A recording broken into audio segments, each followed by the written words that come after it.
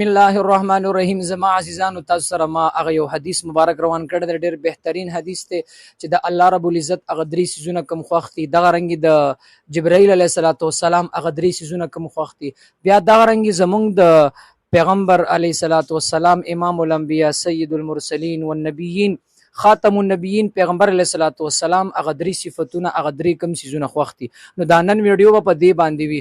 ستاسو خدمت کې گزارش دی، ما نور ویډیوګانې هم جوړې کړي دي، هغه هم خپله ګورئ، شریکوئ نور ملګرو سره. دغه رنګ دین پس چې کومې ویډیوګانې راځي نو هغه هم لږې ګورئ، مکمل ویډیو ګورئ. محترمو کوشش موږ دا کوو چې 1 منټ 2 منټ ویډیو ستاسو دپاره زه جوړه کړم. د نبی علیه السلام چې کوم درې څیزونه خوښ دي، په هغې کې اولنی څیز دی الطیب.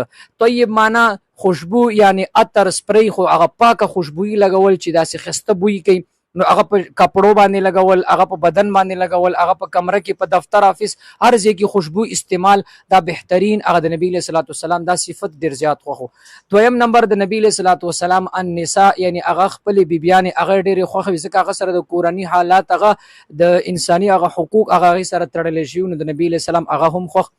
دریم نمبر قرۃ عینی فی الصلاة، پیغمبر علیه السلام فرمایي زما د سترګو یخوالی هغه په مونځ کې پروت دی.